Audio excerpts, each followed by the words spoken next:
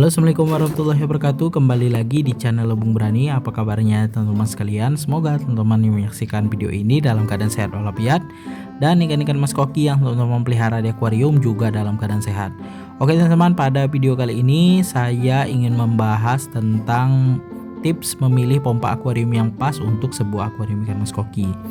Jadi sebelum kita beli pompa akuarium, ada beberapa pertimbangan yang harus kita lakukan supaya kita tidak rugi ya untuk membeli suatu pompa akuarium. Yang pertama adalah ketahanan pompa akuarium itu, kedua daya listrik yang kita gunakan. Jadi kalau misalnya kita beli pompa daya hisapnya rendah tapi daya listriknya tinggi, tentu itu akan merugikan kita ya teman-teman. Kotoran sulit tersedot, kemudian akuarium kita itu agak sulit untuk bening teman-teman. Misal teman-teman sudah tahu nih merek pompa yang akan kalian beli, kemudian kekuatan pompa tersebut sudah tahu, kalian bisa cari referensi ketahanan pompa tersebut dari penghobi lain. Caranya kalian bisa bergabung di komunitas ataupun grup Facebook ya. Di sosial media Facebook itu banyak sekali penghobi ikan hias mas koki yang berbagi pengalaman tentang memelihara ikan mas koki. Jadi misalnya kalian sudah dapat nih merek pompa yang akan kalian beli, kalian tanya di situ ya. Nanti teman-teman para penghobi lain itu akan memberikan gambaran tentang pompa tersebut ya. Nah nanti daya tahannya dikasih tahu ya, bahkan yang sudah tahu daya listriknya itu juga biasanya dikasih tahu. Nah untuk daya listrik itu biasanya tidak real yang ada di box kotak pompa itu ya teman-teman. Biasanya listriknya agak sedikit lebih tinggi, ada juga yang listriknya lebih rendah ya. Jadi untuk ketahanan pompa kalian bisa tanya-tanya ya di grup itu. Jadi itulah kegunaannya komunitas di sosial media ya. Kita banyak berbagi pengalaman tentang setting filter, kemudian menentukan besaran pompa, semuanya ada di sana teman-teman. Kita bisa bertanya. Kemudian untuk penghobi baru yang baru pelihara ikan mas koki, biasanya beli pompanya sembarang nih, ukurannya sekian, tidak tahu nih kebutuhan sebuah akuarium itu berapa pompanya. Jadi rumus untuk membeli pompa akuarium itu panjang akuarium kali lebar akuarium kali tinggi akuarium, dapat hasilnya dibagi 1000 dikali 10 teman-teman. Ini saya jelaskan lagi. Misal panjang akuarium kalian 100, lebarnya 40, tingginya 40, artinya 100 dikali 40 dikali 40 dapat hasilnya dibagi 1000 ya, dapat hasil dibagi 1000 dikali 10 teman-teman.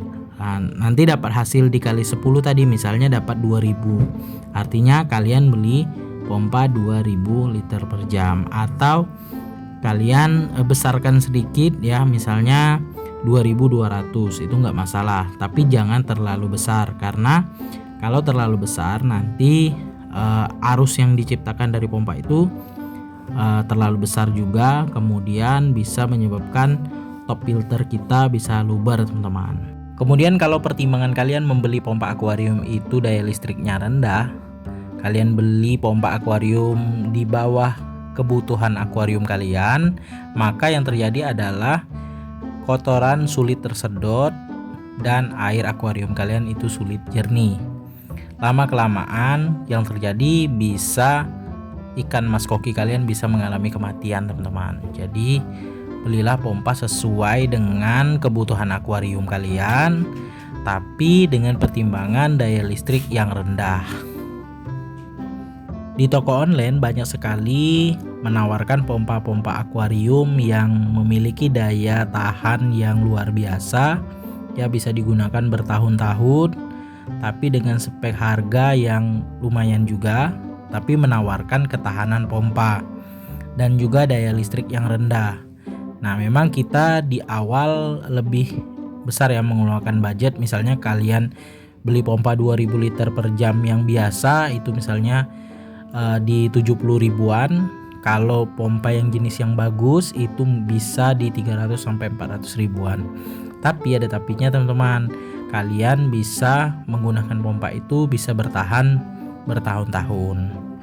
Nah Kenapa saya tadi mengarahkan teman-teman sekalian untuk bertanya di grup sosial media, grup Facebook dengan penghobi ikan mas koki lainnya, supaya teman-teman bisa dapat harga pompa yang murah, kemudian daya tahannya bagus, kemudian daya listriknya juga rendah. Karena penghobi itu biasanya mereka itu sudah lama ya pelihara ikan mas koki, sudah paham ya dengan pompa-pompa akuarium dan juga ketahanan pompa tersebut. Jadi mereka bisa memberikan gambaran untuk kalian yang baru pelihara ikan mas koki. Di sini saya tidak menunjukkan ataupun memberikan arahan teman-teman sekalian untuk membeli pompa dari merek tertentu, tapi di sini saya memberikan gambaran kepada teman-teman sekalian tentang pertimbangan apa saja yang harus teman-teman lakukan dalam membeli pompa akuarium. Ini sebagai catatan ya teman-teman, kalau misalnya teman-teman sekalian ada menemukan pompa yang mungkin harganya murah, kemudian daya hisapnya mungkin kuat, nah teman-teman jangan langsung mempercayai hal tersebut sebelum teman-teman tahu misalnya dari sosial media tadi, kemudian juga dari review yang dibuat oleh kreator lain di YouTube. Silakan cari referensi sebanyak mungkin sebelum kalian membeli pompa. Jadi jangan langsung terburu-buru untuk membeli pompa ya. Kemudian ini lagi, kalau kalian beli pompa secara online, perhatikan juga ya dari pembahasan teman-teman yang beli pompa secara online ya. Bisa dari grup Facebook tadi atau dari toko ya, gambaran dari teman-teman yang sudah beli, pelanggan yang sudah beli, bagaimana pompa itu setelah sampai dari toko ke alamat pembeli tadi ya. Misalnya ada kerusakan dan lain sebagainya. Jadi itu berkaitan juga dengan jasa pengiriman ya. Takutnya nanti kita beli pompanya murah, ternyata ketika sampai pompanya rusak teman-teman ya, ada yang pecah dan lain sebagainya, tidak bisa digunakan. Jadi kita rugi dua kali ya, kita harus beli lagi pompa yang seperti itu juga. Jika pertimbangan kalian beli pompa secara online itu bisa rusak ataupun takut rusak, kalian bisa beli pompanya secara offline di toko akuarium yang ada di tempat tinggal kalian. Nah, beli secara offline itu kekurangannya harganya sedikit lebih mahal. Kemudian kelebihannya adalah kita bisa pilih-pilih ya, dan juga kalau misalnya terjadi rusak pada saat kita tes pompanya, itu bisa ditukar dengan yang lain teman-teman. Beli pompa akuarium secara offline tadi harganya memang relatif lebih mahal karena si pedagang juga harus dapat untung, dan juga pedagang juga ada biaya kirimnya ya dari pabrik ataupun tempat pedagang tadi beli pompa tadi. Jadi memang harganya relatif lebih mahal. Tinggal tergantung kalian saja. Kalau kalian sanggup dengan resikonya, kalau terjadi rusak, beli secara online, kalian bisa beli secara online, memang harganya relatif lebih murah. Kalau misalnya beli offline harganya sedikit mahal, tapi kita bisa cek langsung kualitasnya ya sebelum kita bawa pulang ke rumah. Oke teman-teman, sekian dulu video saya kali ini, semoga bermanfaat. Jangan lupa dukung terus channel Lebung Berani dengan cara subscribe, like, komen, serta share videonya agar channel Lebung Berani dapat berkembang dan terus menginspirasi teman-teman penghobi ikan hias mas koki. Jika teman-teman ada pertanyaan, silakan tulis di kolom komentar ya.